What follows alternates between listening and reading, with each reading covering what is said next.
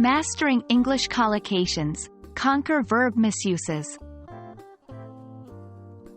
Hello, English learners. Today we're going to take a deep dive into the world of collocations, specifically focusing on how to use the correct verbs with them.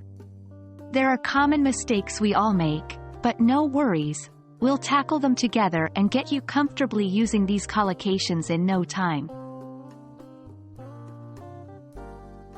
To begin, we need to understand why these verb misuses occur in collocations.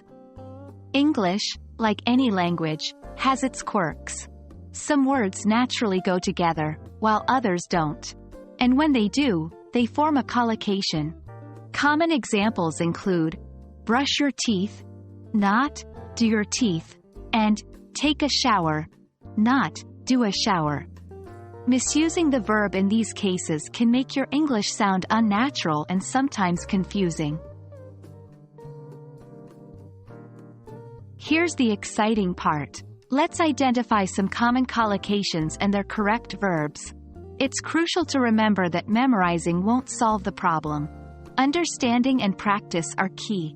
We make a decision, not do a decision. We do homework, not make homework. We have a coffee, not do a coffee. We take a break, not do a break. We pay attention, not do attention. Now, onto the strategies to avoid these mistakes. Here are some effective techniques. 1. Regular practice.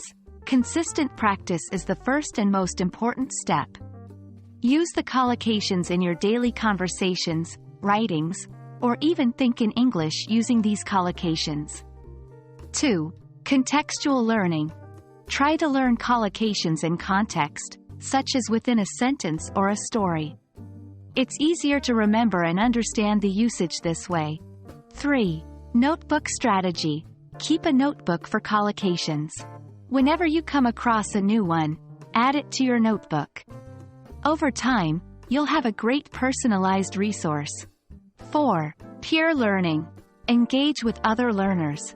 Discussing, debating, or even teaching collocations to others can help solidify your understanding. Here's a fun exercise for you. I'll give you a set of words and you need to form a collocation. Remember to use the correct verb. Here they are: decision, homework, coffee, break, attention. Take your time and try to come up with the sentences. Once done, compare your answers with our examples in section 2. This will help you reinforce your understanding and get better at avoiding verb misuses. And there we have it. Remember, language learning is a journey, not a destination. You're bound to make mistakes, and that's okay. What's important is to learn from them and keep practicing. With these strategies, you're well on your way to mastering English collocations and avoiding verb misuses.